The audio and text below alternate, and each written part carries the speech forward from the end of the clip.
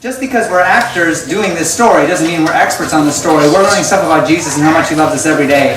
And so we wanted to maybe give you a chance to hear some of the things they've learned about some of those very questions. Would you like that? Let's check out what they're going to tell us here. Okay, guys, so this is unprepared. I mean, we literally just, kind of decided, hey, these are the things we'll do. So I'm just going to open it up to you. We're going to start off. The kids gave me some really good answers as to what he took my scorn means and how he does that. So, do you have any thoughts that would come to your mind if you're being asked, okay, what does it mean when Jesus took my scorn and how did he do that? I will say when I am portraying Jesus down here, it's very powerful to see you all look at me, but it's also powerful to see what the crowd that's acting as the mob and what they're saying to me, because Jesus had no reason to have anybody say anything bad to him, but for his whole life they had people acting against him and trying to either make him make mistakes or trying to make him sin. So it's so heavy to have people look at you and for no reason scorn you, right? We talked about that word. Mm-hmm. So that's one of the things that I've seen, and it's really powerful when that many people kind of turn on you. The devil is definitely trying to do something very, very bad. Not me. No, not her. No. So, go ahead. And I think that's why I'm very, very excited to do tonight. Because we're going to really show the moment where Jesus decides, I turn my life over to you, Father.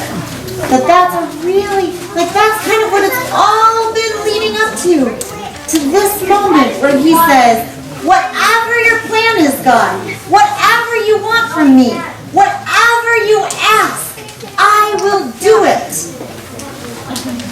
And that brings us to the other question, which is, where did Jesus take my scorn? When I asked you guys who were coming up and talking to me about it during the week, a lot of you would say, oh, I know that one right away.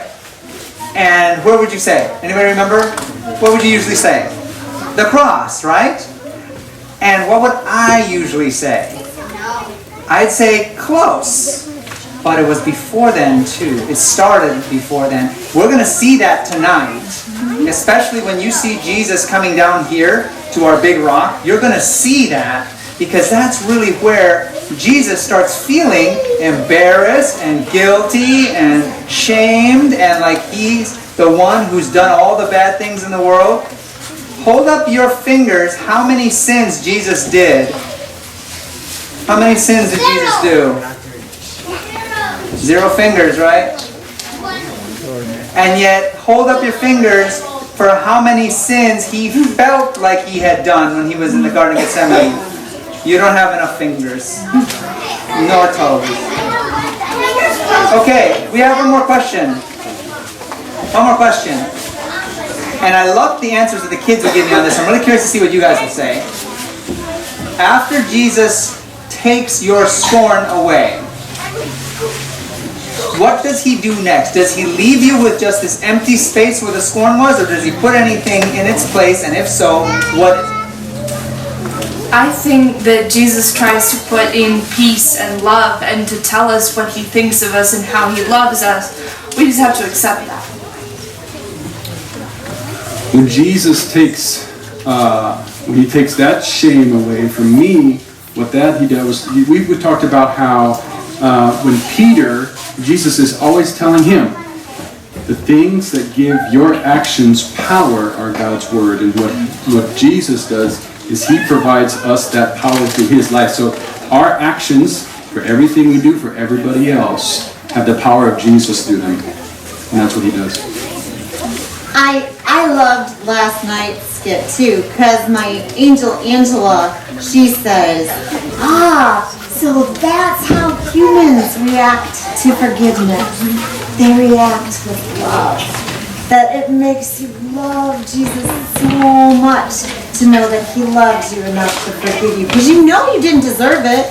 You never did anything to deserve being forgiven.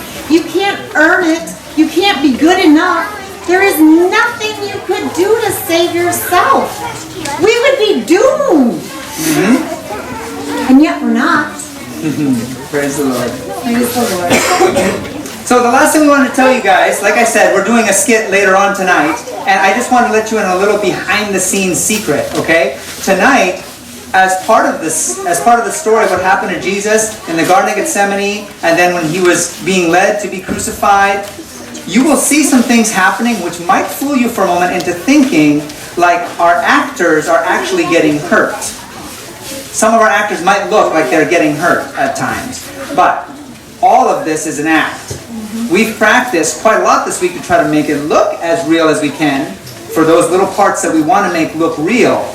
But I need you guys to know everybody's going to be just fine, okay? We're looking forward to sharing this with you. I hope you guys will watch and listen and think about what you see and hear tonight, okay?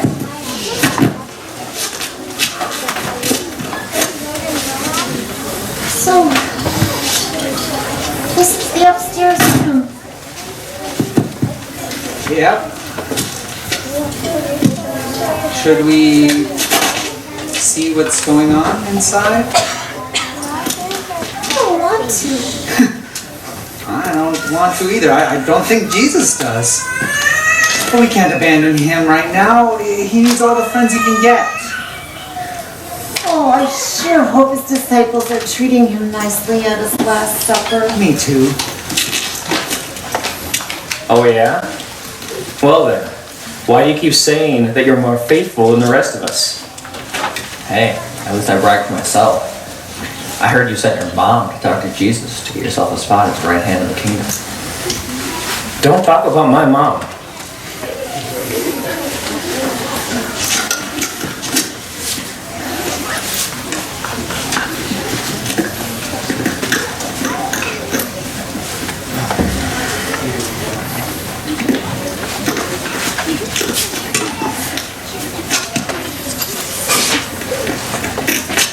Well, looks like there's no servant to wash our feet. You didn't hire a servant? You rented this room for the Passover meal? Way to go, Prime Minister John. You definitely deserve that top spot in the kingdom. Well, I'm definitely not going to wash your feet. Why don't you ask your mom to wash our feet? I said, don't talk about my mom.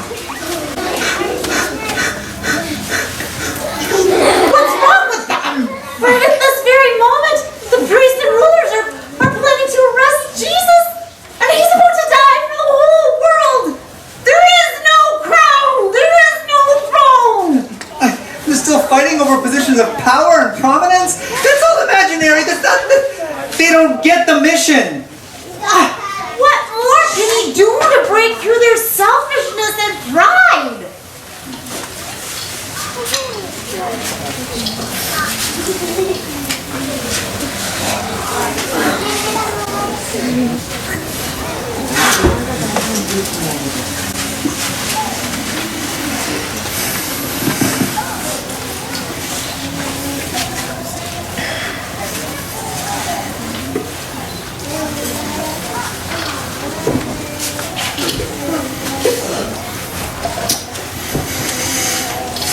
Peter, may I?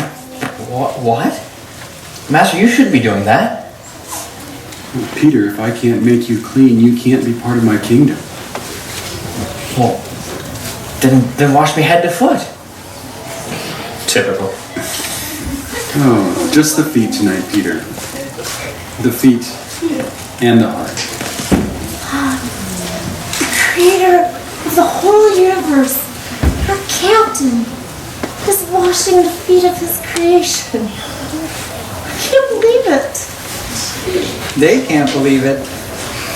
But it's not the worst thing he'll go through tonight for them. Lord, I'm sorry I didn't wash John's feet. Let me do it. Serving other humans is the right thing to do. Loving other humans is the right thing to do. I have come to do the right thing for all humans. And when I am gone, you can do what I have done. Gone? Wait, gone like you're leaving? Don't lose faith about what is going to happen. I am going away, but I will be back again. Where are you going? You can't follow me now, but you will follow me soon. Why can't I come with you now? I'll even die for you. Look, see, I brought a sword. See, I've been practicing to defend you. Watch out. Peter, tonight, you will deny even 3 times that you know me. Not tonight. Put it away. Lord, if we follow you later, how will we know the way? I am the way, the truth, and the life. If you have known me, you have known the Father. Oh, hey, can you show us Father? That'd be pretty cool.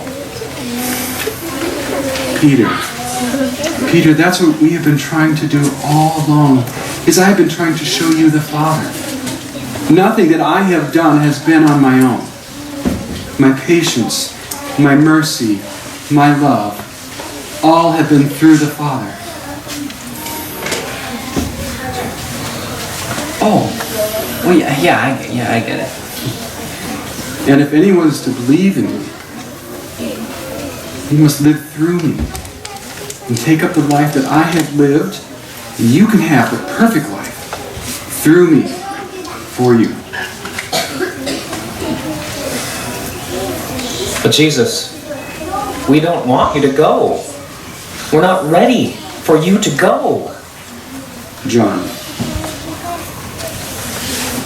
when I am gone, I will not leave you alone. The Father will send the Comforter, the Holy Spirit, to teach you the truth. He will live in you and teach you how to live as I have lived and to love as I have loved.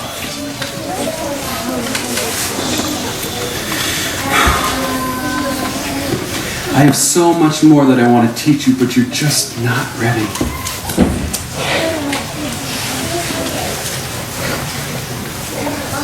Father, keep them safe. Keep them united. Not only these who have walked with me, but all those disciples in the future who will believe because of what these disciples have preached about the good news. Father, accept them and love them as you have loved me. I love you, son, and I love them.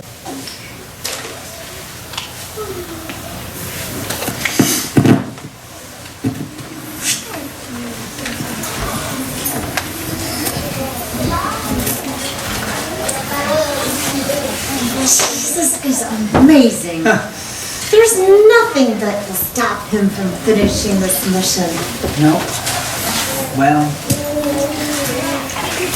I don't know. It's too quiet, you know? It's like at any moment something could ruin it. Yeah. Someone. Satan just showing up would be... I would do it. Do you feel that? I do feel it. Feels kind of like someone with a heart full of sin is coming. Yeah, you know, Jesus is on his way to the garden. Let's warn We him. should warn him. Jesus, be on guard, because I can feel this evil. Whoa! It's on him. It is. His heart, his soul. It's dirty. It's full of shame and guilt. It's like a sinner's heart. My soul is heavy.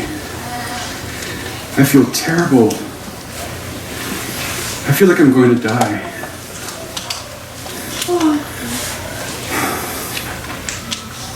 The innocent lamb? I can see it. It's like the innocent lamb. He's having to pay the penalty for sins he never even committed. It's okay, Jesus. It's probably just a bad piece of Passover bread. Yeah, the garden isn't far away. You always feel better in the garden. No, not tonight. Tonight I will be arrested and tried and killed, and you will all desert me. And I After I rise from the dead, I will meet you in Galilee. Hey, stop talking like that. We're friends. We're strong men of action. We'll fight with you to the death. See, I brought my sword, remember? No, Peter. Remember, before the rooster crows tonight, you will have denied me 3 times. No, I won't. Lord, remember, I love you. I would do anything for you. I would even die for you. Stay here. Keep watch. And pray. The prince of this world comes. So Satan is coming. Yeah, I'm getting a message from heaven about that.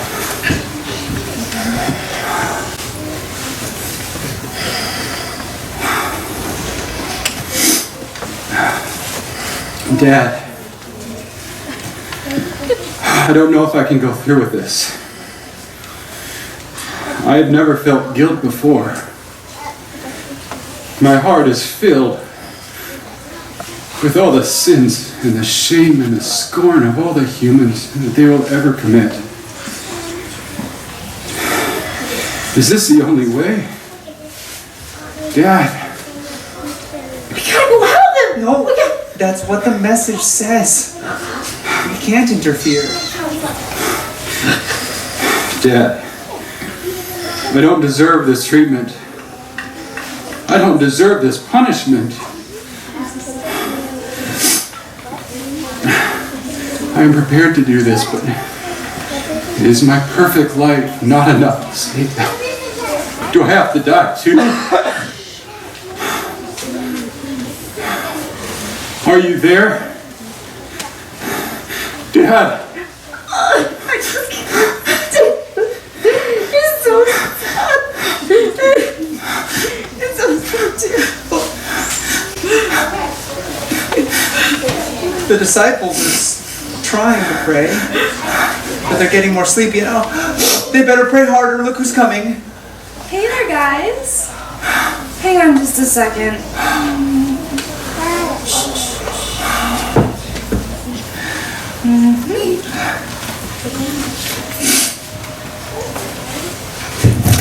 Nighty-night, fellas. I have been waiting for this showdown for 3 years. There is no way I was gonna leave those guys awake to block me with their prayers. So, he looks a bit upset. Leave him alone! No. Actually, the rules of the game are, tonight, you leave me alone. Now. Go on. Scoot. We obey the Father's command to stand down the minute He gives the order. Yeah. So, no word from good old Dad, huh? Yeah. The minute you start taking on the guilt of sin, he just breaks off his connection with you. Typical. It's sin that breaks the connection between humans and God. Be quiet. Now, Jesus, I know how much you love quoting the scriptures, so I found this verse for you from Ezekiel that helps explain why you feel so terrible. It says, "The soul that sins, it shall die." That is what is happening to your soul right now. It's dying. But you've never sinned. I'll admit that. I tried my hardest to get you to sin. But you didn't give in. So how fair is it for you to die for sins that you've never committed? What kind of a twisted God enjoys murdering his own innocent son just so a bunch of sinners can go free? It is written in Ezekiel, I take no pleasure in the death of one who dies, says the Lord. Wow. You know what you're thinking? If I die for the sins of the world, God will resurrect me like he resurrected Lazarus. bad news, Cal. This soul death isn't like that simple sleep death you keep waking people up from. This is the big one. Eternal separation of your soul from God. You're erased from existence. That makes sense too. You think God would want to bring you back when your soul stinks of all the guilt, of all the humans, all the sins of the whole world?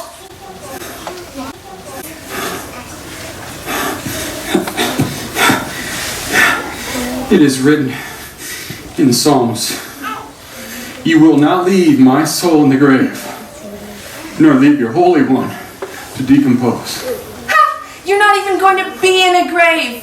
You're just going to dissolve away into nothingness. God is going to pour your life out on the ground, like Mary's fancy foot perfume, just wasting your perfect, sinless life, so that humanity's nasty feet can smell nice for a while. But that won't change how much they're covered with sin. Stink from sin, from head to foot. Mary's perfume from last week, remember? Oh, it's still on his feet. Do you think you could smell it? After you're gone, nobody is going to care about this sacrifice. Even your own disciples don't understand what you're doing. One of your very own disciples is leading the priests and the soldiers to the garden to arrest you in 3 minutes. And that sleeping one, the loudmouth over there, you see him? He's going to deny you, just like you said. You think he's going to become some big preacher for you after you abandon him to die? Father, forgive them. They don't know what they're doing. Look, your disciples spent 3 years day and night with you. And they have no idea. They don't understand your mission at all. They're sleeping while you suffer. So how do you expect people in the future who have never met you and will never get to meet you to believe some dusty old story about some guy claiming to be the Son of God and then dying on a cross? They'll be so bored by that story that they'll fall asleep too.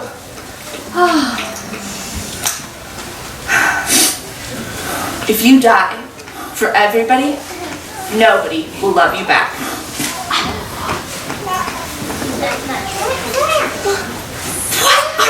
What is that smell all over your feet? The perfume! Mary's perfume.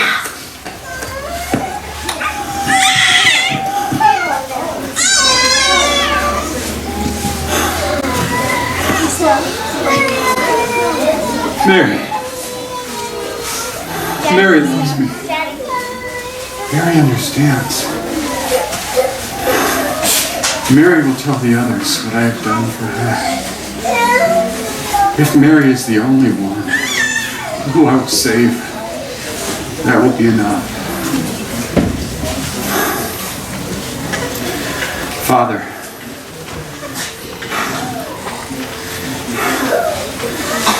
I cannot feel you, but I believe you are there. I give my life into your hands.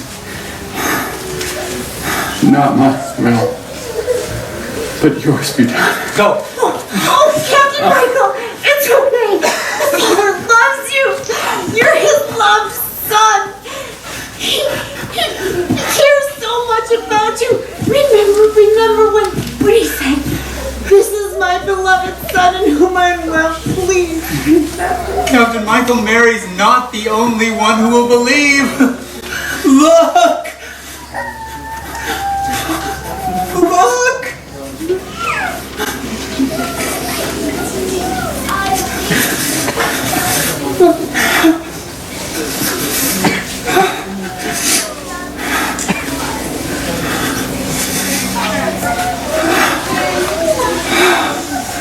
So God lets you strengthen him now, just so I can kill him later? You fools! My will be done. Guards, over here.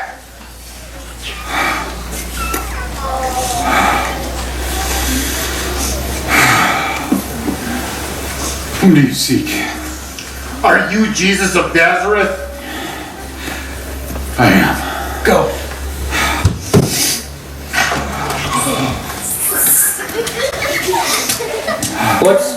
What's going on?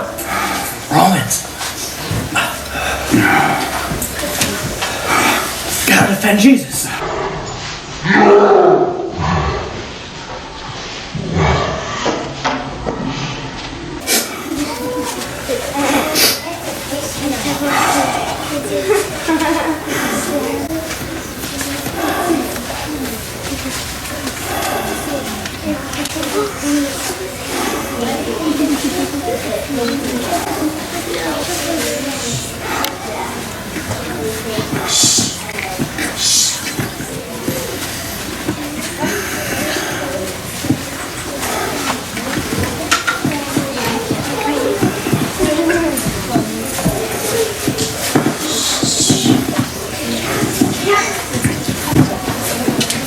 Stop them now. Jesus won't come. He knows we're here. He knows we'd save him if he called us. But he chooses to save them instead. Donnie must be referring to somebody else, I guess. No.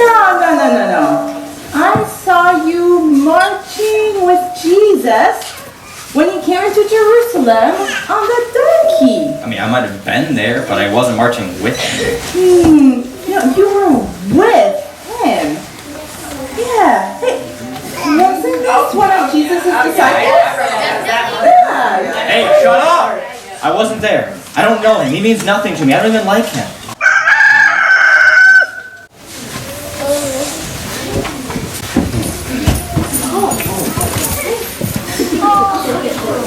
Crucify him!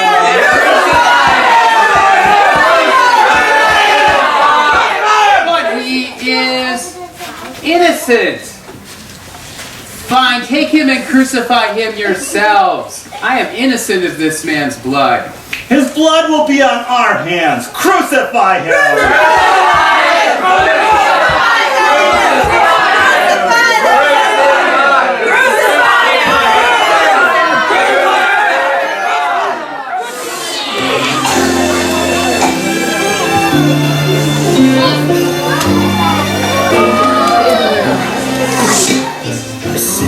That I would die for you. I really thought I could, but there I was denying him. I never thought I would. I failed the Lord, I let him down after all he's done for me. And now he's walking up a hill called Calvary.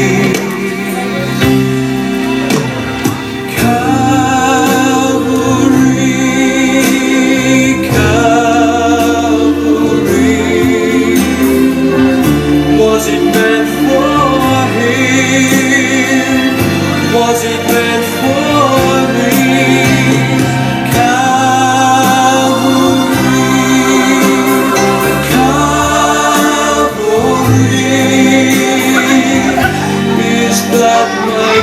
He's taken to Calvary. He found me in my sin and told me, go and sin no more. And ever since that day I'm not the way I was before. I only came to thank him for the life he gave to me. There is going up a hill.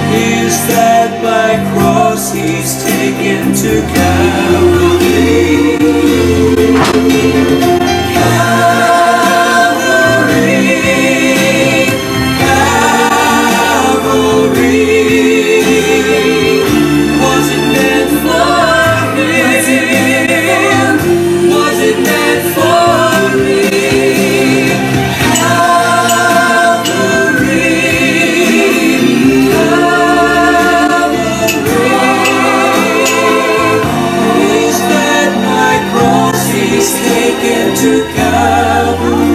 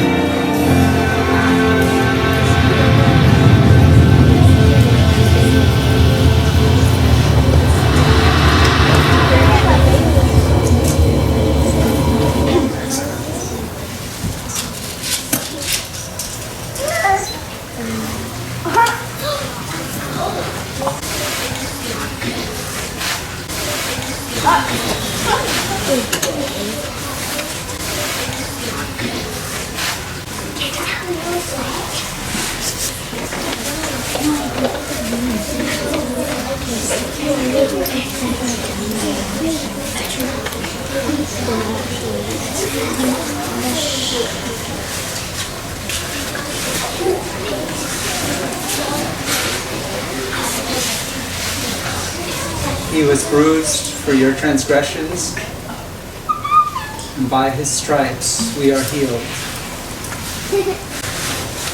But also, he will see the results of his labor, and his soul will be satisfied.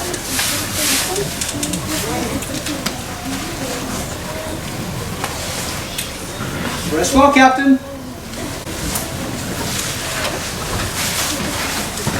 Now I have to go see someone, a priest, about a sacrificial lamb.